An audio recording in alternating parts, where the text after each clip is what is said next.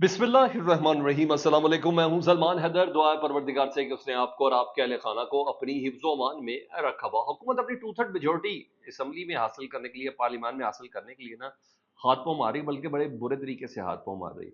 और एक तीसरा बैकअप प्लान बनाया जा रहा है। पहला बैकअप प्लान तो आपने देख लिया 63A की शक्ल में, वो बना लिया, या फ्लोर क्रॉसिंग और पाकिस्तान तहरीक इंसाफ के लोगों की खरीदो फरोख्त, वही चांगा मांगा मरी के कौसार और उनके गेस्ट हाउसेस, वो वाली एक हिस्ट्री है। उसके साथ साथ मौलाना फजल रहमान साहब, वो एक मामला साथ जुड़ा है। तीसरा है, जारी बात है, इन्होंने इलेक्शन एक्ट बनाया था, और इलेक्शन एक्ट में, और वो भी बना था सुप्रीम कोर्ट की मखसूस नशस्तों वाले केस के बाद, कि मखसूस जिसने पाकिस्तान तहरीक इंसाफ को दी जाए। उसके बाद पार्लियामान ने एक इलेक्शन एक्ट बनाया। उस इलेक्शन एक्ट के ऊपर अमल दरामद नहीं किया इलेक्शन कमीशन ने, क्योंकि आपको पता है ये आपस में मिले हुए हैं इलेक्शन कमीशन और गवर्नमेंट। तो वो एक्ट बनाने के बाद ना एक खत लिखा था स्पीकर अयाज सादिक साहब ने। अब स्पीकर अयाज सादिक साहब ने दूसरा खत लिख दिया जी इलेक्शन कमीशन को, और उन्होंने कहा जनाब कि हमने इलेक्शन एक्ट किया है। Ayaz Sadiq speaker custodian of the house, जी हाँ, जिन्होंने ये खत लिखा है। उन्होंने कहा इलेक्शन एक्ट हमने किया था, तरमीम की थी, इसकी मुख्तलिफ जो मखसूस नशिस्तें थी उसका जल्दी से जल्द फैसला कर लें। बड़ी बात है, पीटीआई की नशिस्तें जो हैं, बदमाशी हमारी है और ये बंदर बांट है, आप ये अब हमें दे दें। और आपको पहले भी खत लिखा था, इसके फॉलो अप दूसरा खत लिख रहे हैं।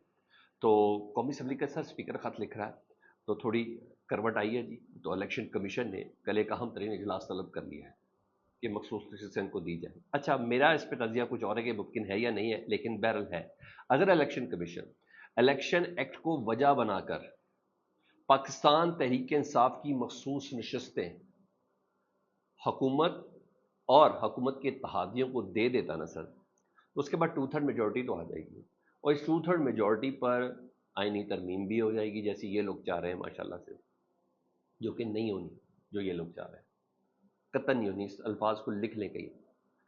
अच्छा, लेकिन मखसूस नशिस्तों का जो फैसला है वो सुप्रीम कोर्ट का है, और ये तभी होगा कि जब आप सुप्रीम कोर्ट की मखसूस नशिस्तों के फैसलों की तौहीन अदालत करेंगे, उस फैसले की तौहीन अदालत करेंगे। और मुझे मुश्किल लगता है, क्योंकि हर हाल में next chief justice justice Mansoor Ali Shah साहब ही है, और मखसूस नशिस्तों का फैसला उन्होंने खुद अपने हाथ से लिखा हुआ है कि चाहे जैसे भी सरकमस्टांसेज हों, मखसूस नशिस्तों का फैसला हर हालत में उसी ही सूरत के साथ इम्प्लीमेंट होना है। तो बहरहाल स्पीकर कौमी असम्बली साहब ने अपनी तरफ से बहुत बड़ी इंकारी की। आज जो कुछ भी है वो उन्होंने खत एक अदद इलेक्शन कमीशन को लिख दिया, और इलेक्शन कमीशन ने कल एक अहम तरीन इजलास भी बुला लिया। ये कन्फर्म हो गया जी। कल ईमान सदर में आपको पता फ़लस्तीन कॉन्फ्रेंस थी, और फ़लस्तीन कॉन्फ्रेंस में हमने देखा, मैं इस प्लेटफॉर्म पे बात कर सकता हूँ, मेन स्क्रीन पर ये बात नहीं कर सकता। उस पर देखा आपने कि आसिफ अली जरदारी साहब थे, उसमें आपने देखा मियाँ मोहम्मद नवाज शरीफ साहब थे, उसमें आपने आपको देखा कि शहबाज शरीफ साहब थे, बिलावल भुट्टो थे, मौलाना फजल रहमान थे, पेस्ट्रियाँ पोस्ट्रियाँ चल रही थी, चाय सैंडविचेज चल रहे थे, और फ़लस्तीन की आज़ादी की बातें हो रही थी। मैं ऑन ओथ कसम खा के कहता हूँ, मैंने सबके चेहरे देखे सिवाय 2-3 अफराद के, जिसमें जमात इस्लामी भी शामिल, और एक दो और जमातें, उनके अंदर मैंने वो दर्द, तकलीफ और अजियत देखी। क्योंकि हम कम्युनिकेशन के लोग हैं, तो हम फेशियल एक्सप्रेशन से भी बहुत सी चीज़ें, बॉडी लैंग्वेज से भी बहुत सी चीज़ें अकर कर लेते हैं। आप यकीन जाने, रत्ती बराबर किसी के अंदर गम सदमा नहीं था। सबको यह था कि इस कॉन्फ्रेंस के बाद जो मुलाकात होनी है उसमें क्या बात करनी है। और मुलाकात 4 बड़ों की थी: आसिफ जरदारी साहब, नवाज शरीफ साहब, शहबाज शरीफ साहब, मौलाना फजल रहमान साहब, और फिर बिलावल साहब तो फिर बीच में होने ही होने थे। तो मैंने जो उस पूरी मैंने मीटिंग सुनी, उसके सारे मुसलसल टीवी पर बराह रास्त नशरियात चल रही थी और ये सब चल रहा था, मैंने किया। तो उसकी अंदरूनी कहानी भी कुछ सामने आई है। वो जो 4 बड़ों की जो कहानी थी ना, वो सामने आई। तो मौलाना फजल रहमान साहब ने आईनी तरमीम पर रजामंदी का ना जोर लगाया गया था, मौलाना साहब के ऊपर आईनी तरमीम पर रजामंदी का जोर लगाया था।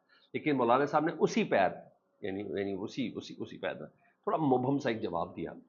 उन्होंने कहा इस वक्त मैं आपसे बात नहीं कर सकता, मेरी ये पोजीशन नहीं, क्योंकि अभी मैंने जब जमीयत उलमा इस्लाम के अभी इंतखाबात इंट्रा पार्टी, तो मेरी जमीयत की मरकज़ी तंजीम ही मौजूद नहीं है इस वक्त। मैं हूँ और गफूर हैदरी कोई अहदा रखते हैं, तो मैं तंजीम के बगैर अकेले फैसला नहीं कर सकता।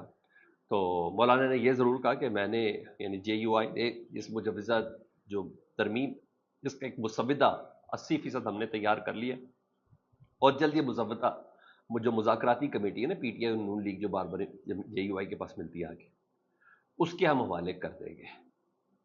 تو یہ بھی ہوا کہ نواز شریف صاحب، آصف علی زرداری صاحب نے مولانا فضل الرحمان کو صاحب کو ساتھ لے کر چلنے کی یقین دہانی کروائی ہے۔ اب سمجھے وہ فلسطین کا درد کہاں تھا اور اثر درد کہاں اٹھ رہا تھا، تو یہ خبر نہ آتی۔ میں نے کو بتایا کہ اصل اجلاس یہ نہیں تھا فلسطین، اصل اجلاس یہ تھا کہ اس اجلاس کے بعد جو ملاقات ہے اور ان کیمرہ ملاقات ہے، اس کیمرے کو کیا کرنا ہے جی۔ نون لیگ اور پیپلز پارٹی کی ٹیم جو ہے نا وہ مولانا صاحب سے اگلے ہفتے رابطہ کرے گی، ان سائڈ خبر یہ پتہ چلی ہے۔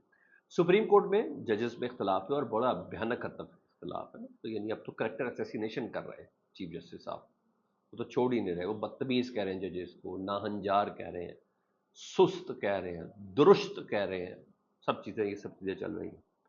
تو یہ اختلافات نا بہت زیادہ ہو گئے، تو یہ اختلافات آخری دنوں میں عمر عطا بندیال صاحب کے ساتھ بھی تھے، تو ان کو دور کرنے کی کوشش کی گئی تھی، ختم کرائے گئے تھے۔ اب قاضی فائزہ صاحب کی بھی رخصتی کا وقت آ چکا ہے، تو ان کے اختلافات ختم بھی کروانے ہیں۔ یہ گیم کیسے بنی، اٹس نظر تھے جسٹس یحییٰ آفریدی صاحب نے تلخیاں دور کرانے کے لیے تھوڑی اپنی حرکات و سکنات تیز کیا، متحرک ہوئے تھوڑے جی، اور جسٹس یحییٰ آفریدی صاحب نہیں بھولنا نہیں ہے، جنہوں نے اپنی ابھی 63A کے فیصلے میں انہوں نے کہا تھا کہ جو تھوڑی بہت ہمدردی تھی نا پی ٹی آئی سے وہ بھی ختم ہو گئی، کہ ان کا جملہ مجھے کبھی نہیں بھولے گا جسٹس یحییٰ آفریدی صاحب کا۔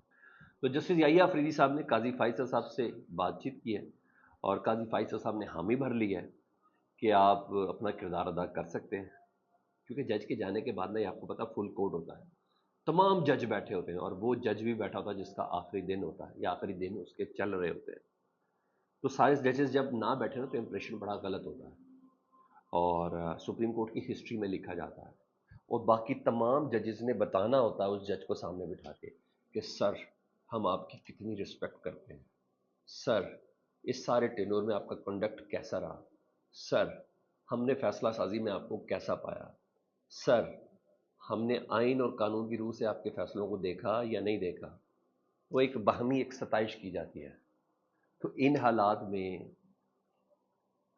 نہیں سمجھتا کہ جسٹس منصور علی شاہ صاحب، جسٹس منیب اختر صاحب، جسٹس عطر من اللہ صاحب، جسٹس عائشہ صاحبہ یا دیگر کافی جج ہیں، 11-12 ججز ہیں، وہ یہ ستائش کر سکیں گے، تو اس کے لیے جسٹس یحییٰ آفریدی صاحب کو ایک ایکٹیو رول دیا گیا ہے، تو یہ کام رابطوں کا انہوں نے شروع کر دیا جی۔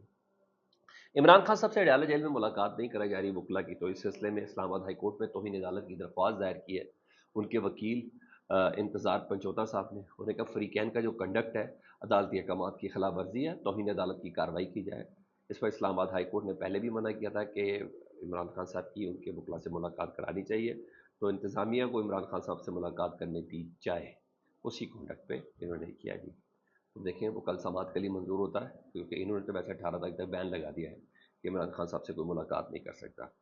عمران خان صاحب اور علی امین گنڈا پور صاحب کے اوپر ایک بڑا مزہ کا خیز ایک اور ایف آئی آر ہوئی۔ ہم تو ایف آئی آر کا ساری ماشاءاللہ جب گدے چوری، بستر چوری اور پتہ نہیں کن کن چیزوں کا ہو رہا تھا تو سر یہ بھی بڑی مزیدار چیزیں ہوتی ہیں، کوئٹہ کے وکیل کو قتل کر دیا، اور پتہ نہیں پھر کون کون C F I are in کے اوپر ہے، ابھی بھی ڈکیتی کی، رازنی کی، قتل کی، ابھی بھی کافی ایف آئی آر ہیں۔ تو عمران خان اور علی امین گنڈا پور صاحب کے اوپر ایک اور ایف آئی آر درج ہوئی، کانسٹیبل حمید شاہ صاحب جو شہید ہوئے نا، تو ان کا مقدمہ ہے، اور اس مقدمے کا متن جو سامنے آیا وہ سن لے جی۔ عامر مغل صاحب اسلام آباد کے جو صدر ہیں اور ان کے ساتھیوں نے حمید شاہ کو پکڑا اور تشدد کا نشانہ بنایا، لیکن ایف آئی آر درج ہوئی ہے عمران خان اور علی امین گنڈا پور صاحب کے اوپر جی، اور تشدد کے بعد کانسٹیبل زخمی ہوا، بے ہوش ہوا، اس کو اسپتال منتقل کیا گیا، لیکن وہ جانبر نہیں ہو سکا، حالانکہ ان کے بیٹے نے کہا تھا کہ میرے والد کو ہارٹ کے مریض تھے، ان کو ہارٹ اٹیک ہوا۔ اچھا، اس طرح کے مقدمات عام طور پر تب بنائے جاتے ہیں جب سامنے والا فکس نہ ہو رہا ہو، اس سے بات نہ بن رہی ہو، وہ قائم نہ کیا جا سکتا ہو کسی جگہ پر، یا آپ کہہ لیں کہ کوئی بات نہ مان رہا ہو، یا انڈر پریشر میں نہ آ رہا ہو، اس کے علاوہ اور کیا ہے، تو تبھی اس طرح کی ایف آئی آر درج کی جاتی ہے۔ عامر مغل اسلام آباد کا صدر ہے، وہ اب کانسٹیبلوں کو مارے گا؟ پہلے بھی اس طرح کے کئی عامر مغل کے اوپر ان پچھلے 2 سالوں کے اندر اسی طرح کے مقدمات درج ہو چکے ہیں۔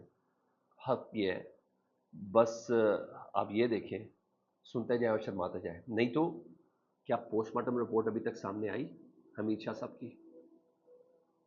کیا ان کے جسم پر زخم کے نشان سامنے آئے؟ کچھ بھی نہیں۔ یہ صرف اور صرف بھائی پلیز کچھ تو دکھاؤ یار. اتنی ناقابل اعتبار سچویشن کیوں بنا رہے ہو ملک کی کہ قانون 2 ٹکے میں نہیں بک رہا؟